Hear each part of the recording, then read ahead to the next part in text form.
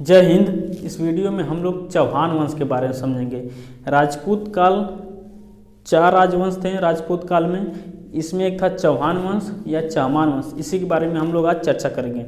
लेकिन इसको समझने से पहले थोड़ा सा हम लोग पीछे यानी कि इसका बैकग्राउंड देखते हैं। यह उत्पन्न यानी कि इसका उदय कहाँ से हुआ था। देखिए, राजपूतों को लेकर विद्वानों का अलग अलग मतभेद है। थोड़ा सा ध्यान से समझिएगा, ठीक है। अलग अलग विद्वानों ने अलग अलग मत दिए हैं।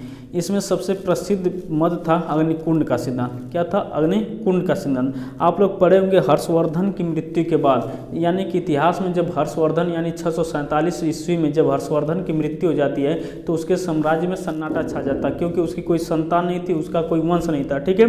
अर्थात 700 या 800, कहीं कहीं 700 कहीं कहीं 800 आपको मिलेगा। तो 800 से लेके 1200 यानी हर्षवर्धन की मृत्यु के बाद का जो समय था इतिहास में, उत्तर भारत के इतिहास में, हम उसको राजपूत काल के नाम से जानते हैं, ठीक ना। अब समझते हैं राजपूत काल के बारे में विद्वानों का अलग अलग क्या मतभेद है, उसमें अग्निकुंड का सिद्धांत क्यों प्रसिद्ध है। तो सबसे पहले आए थे इतिहासकार थे जेम्स कर्नल स्मिथ। कौन थे? जेम्स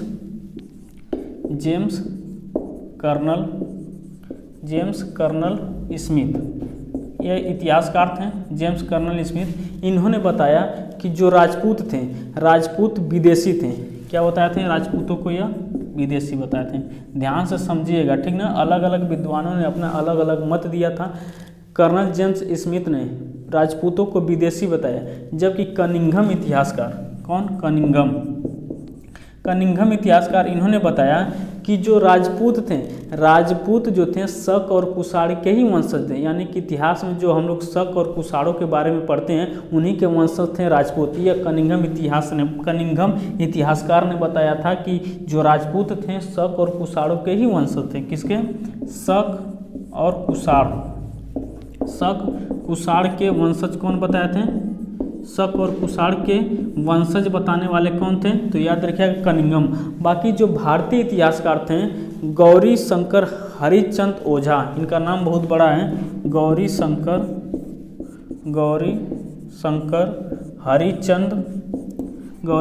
हरिचंद ओझा, इन्होंने बताया कि जो राजपूत थे, ठीक है, जो राजपूत थे वह राजपूत कहीं विदेशी नहीं थे। जो क्षत्रिय थे, जो दबे हुए क्षत्रिय थे, वही बाद में उभर कर राजपूत कहलाए थे। कौन? क्षत्रियों को राजपूत कहने वाले कौन थे? हरिचंद ओझा, ठीक है, याद रखिएगा। इनका नाम देखिए गौरी शंकर हरिचंद ओझा, या आप खाली याद रखिएगा हरिचंद ओझा, ठीक है। हरिचंद ओझा ने क्या बताया था? क्षत्रिय जो थे वही राजपूत कहलाए। तो यह विद्वानों का मतभेद है, इतना आप याद रखिएगा। क्वेश्चन पूछ सकता है कि राजपूतों को विदेशी बताने वाले इतिहासकार कौन थे? तो नाम याद रखिएगा कर्नल जेम्स स्मिथ जो थे राजपूत को क्या बताए थे? विदेशी थे। बाकी गौरी शंकर हरिचंद ओझा, इन्होंने क्षत्रियों को ही राजपूत बता डाला। और जो कनिंघम इतिहासकार थे इन्होंने कहा कि जो शक और कुषाण इतिहास में जो चल रहे थे उन्हीं के वंशज थे राजपूत, ठीक है। लेकिन इसमें सबसे प्रसिद्ध मत हम लोग पढ़ते हैं इतिहास में अग्निकुंड का सिद्धांत। क्या था अग्निकुंड का सिद्धांत? उसको हम लोग समझते हैं, ठीक है। इतना आप याद रखिएगा। देखिए, अग्निकुंड का सिद्धांत चंद्रबरदाई जो पृथ्वीराज चौहान यानी कि पृथ्वीराज तृतीय के दरबार में क्या थे? दरबारी कवि थे। इन्होंने अग्निकुंड का सिद्धांत दिया था। कौन सा सिद्धांत? अग्निकुंड का सिद्धांत। इन्होंने बताया कि अपने किताब में इन्होंने बताया, ठीक है, कि जब धरती पर अत्याचार बढ़ रहे थे, यानी कि दानवों का बहुत अत्याचार बढ़ रहा था, तो माउंट आबू पर्वत पर, ठीक है, माउंट आबू पर्वत पर ऋषि वशिष्ठ ने यज्ञ किया और उस यज्ञ से 4 राजवंश उत्पन्न हुए थे। कौन कौन से? तो चहमान या चौहान वंश, प्रतिहार वंश, सोलंकी वंश को ही गुजरात का चालुक्य कहते हैं, और परमार वंश। कौन? 4 ये राजवंश क्या हुए थे? अग्निकुंड से उत्पन्न हुए थे।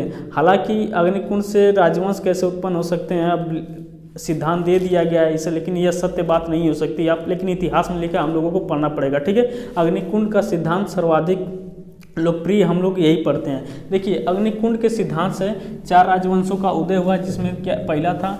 चहमान या चौहान वंश। तो हम लोग आज इसी के बारे में पढ़ेंगे, चहमान या चौहान वंश के बारे में। देखिए, इस वंश का संस्थापक अगर बात की जाए, तो कौन थे? वासुदेव, ठीक है, वासुदेव। एकदम एक एक पॉइंट समझेगा। पूछेगा चहमान या चौहान वंश का संस्थापक कौन था, तो बताइएगा कौन थे? वासुदेव थे, ठीक है, वासुदेव। राजधानी कहाँ पे थी? तो अहिछत्र। राजधानी कहाँ पे थी? तो अहिछत्र। पूछेगा राजधानी कहाँ थी, तो अहिछत्र, अहिछत्र।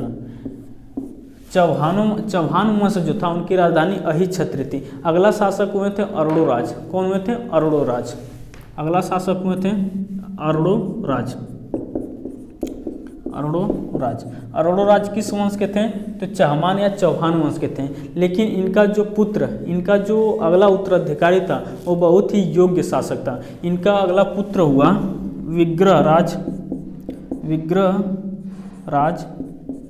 विग्रहराज चतुर्थ विशलदेव। नाम बहुत बड़ा, याद रखेगा, विग्रहराज चतुर्थ विशलदेव। इनका अगला पुत्र यानी अरोड़ोराज का पुत्र या उत्तराधिकारी हुआ चौहान वंश में। ठीक है, देखिए चौहान वंश इसलिए फेमस है क्योंकि इसमें एक योग्य शासक हुए थे पृथ्वीराज तृतीय, पृथ्वीराज चौहान, इसलिए यह बहुत चर्चा में रहता है। कौन सा वंश, चौहान वंश। ठीक है, तो विग्रहराज चतुर्थ विशलदेव, इसने हरिकेली नामक नाट्य लिखा था। ठीक ना, क्या लिखा था, हरिकेली। एक क्वेश्चन पूछा है हरिकेली, ठीक ना, हरिकेली नामक नाट्य की रचना किसने की है, तो विग्रहराज चतुर्थ विशलदेव। किस भाषा में, संस्कृत भाषा में। इसके दरबारी कवि का नाम था सोमदेव। क्या थे, सोमदेव। ठीक ना, सोमदेव। किसके दरबारी कवि थे सोमदेव, तो विग्रहराज चतुर्थ विशलदेव। और सोमदेव ने ही एक नाटक की रचना की थी जिसका नाम था ललित विग्रहराज। ललित विग्रहराज, इतना याद रखिएगा। ललित विग्रहराज की रचना किसने की थी, तो सोमदेव। और सोमदेव किसके दरबारी कवि थे, तो विग्रहराज चतुर्थ विशलदेव के। ठीक है, अब समझते हैं आगे। इतना आप लोग समझ गए होंगे। देखिए कुतुबुद्दीन ऐबक ने जो 2.5 दिन का झोपड़ा बनवाया था अजमेर में, सर्वप्रथम वह मस्जिद नहीं था। ठीक ना, सबसे पहले उसका निर्माण करवाए थे यही विग्रहराज चतुर्थ विशलदेव। और वह एक संस्कृत विश्वविद्यालय था। क्या था, जो 2.5 दिन का झोपड़ा था पहले वह एक संस्कृत विश्वविद्यालय था। जब कुतुबुद्दीन ऐबक आता है तो उसको परिवर्तित कर देता है मस्जिद में, और 2.5 दिन में उसको पेंट वेंट मरवा के बुलवा देता है, 2.5 दिन का झोपड़ा बन गया। हालांकि 2.5 दिन में झोपड़ी नहीं बनेगा, और 2.5 दिन में झोपड़ा कैसे बनवा देगा। तो पहले वो संस्कृत विश्वविद्यालय था, उसको बदलने वाले कौन थे, कुतुबुद्दीन ऐबक। उसका निर्माण कौन करवाया था, तो वह संस्कृत विश्वविद्यालय का विग्रहराज चतुर्थ विशलदेव। अब इसके बाद अगले शासक आते हैं पृथ्वीराज चौहान, जिसके बारे में हम लोगों को समझना है। ठीक है, पृथ्वीराज चौहान के बारे में समझेंगे और देखेंगे उनकी योग्यता क्या क्या थी। पृथ्वीराज चौहान, इसके संस्थापक याद रखिएगा वासुदेव, अहिछत्र राजधानी थी। और ललित विग्रहराज के रचनाकार कौन थे, तो सोमदेव। और किसके दरबार में रहते थे, तो विग्रहराज चतुर्थ विशलदेव। अब समझते हैं हम लोग पृथ्वीराज चौहान। कौन थे, पृथ्वीराज चौहान। देखिए पृथ्वीराज चौहान के या पृथ्वीराज तृतीय के, ठीक है, पृथ्वीराज चौहान या पृथ्वीराज तृतीय या पृथ्वीराज पिथौरा के, सब एक ही नाम है। ठीक है, देखिए पृथ्वीराज चौहान एक योग्य शासक थे। देखेंगे यहाँ पे देखेंगे जब राजस्थान के क्षेत्र में जो था इनका क्या था, राजस्थान के क्षेत्र में यह वंश था। ठीक है, पृथ्वीराज चौहान, यह चौहान वंश इस क्षेत्र में था। और इस क्षेत्र में यूपी के कन्नौज में, यहाँ पे देखेंगे कन्नौज में देखेंगे एक वंश था गढ़वाल वंश। ठीक है, गढ़वाल वंश, ये दोनों वंश पैरेलल एक दूसरे के चल रहे थे। गढ़वाल वंश और राजस्थान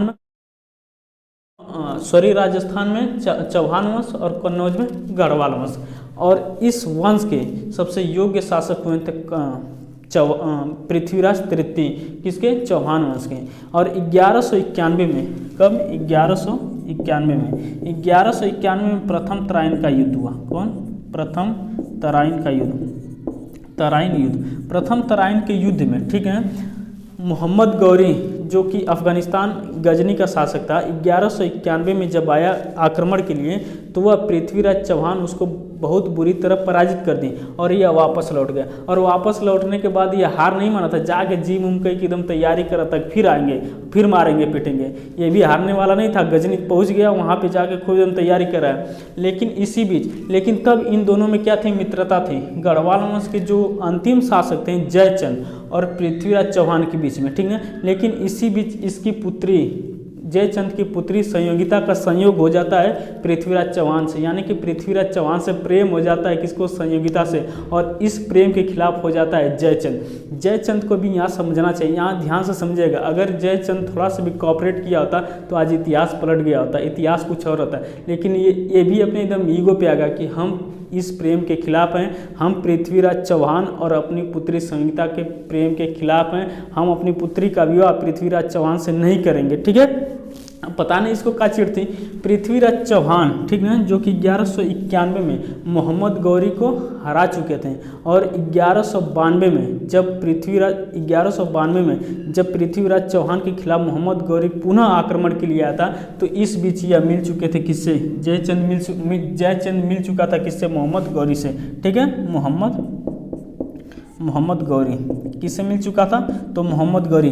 रीजन क्या था तो समझते हैं। देखिए, पृथ्वीराज चौहान के प्रेम के खिलाफ था जयचंद, ठीक है, और जयचंद अपनी पुत्री का विवाह करने जा रहा था किसी और राजा से और स्वयंवर बुलाया अपने दरबार में। पहले स्वयंवर होते थे, बड़े बड़े राजा आते थे, उसमें शादी वगैरह होती थी। ठीक है, तो स्वयंवर बुलाया और पृथ्वीराज चौहान को अपमानित करने के लिए उसने पुतला बनाकर मतलब गेट पे खड़ा कर दिया था और अपनी पुत्री को कहा, तुमको जो भी इसमें से राजा देखेंगे, कन्याकुमारी से लेके यानी जम्मू कश्मीर से लेके तमिलनाडु तक, पूरे अरुणाचल प्रदेश से लेकर गुजरात तक जितने भी राजा थे सब आकर स्वयंवर में बैठे थे। लेकिन संयोगिता संदेशा पहुंचा चुकी थी कि हमारा स्वयंवर हो रहा था। उस समय अपाची तो नहीं चला था, नहीं तो अपाचिया से आ जाते पृथ्वीराज चौहान। उस समय जो घोड़ा लेकर उस स्वयंवर में पहुंच गए थे पृथ्वीराज चौहान, जब वह वर चुनी थी पुतला को, जब वो उनके पुतला को माला पहनाई थी, तो उसी समय एंट्री हो गई थी किसकी? पृथ्वीराज चौहान को। और पृथ्वीराज चौहान घोड़े पर बैठा कर संयोगिता को लेकर पूरे स्वयंवर से भरे स्वयंवर से लेकर चले गए थे और प्रेम विवाह कर लिए थे।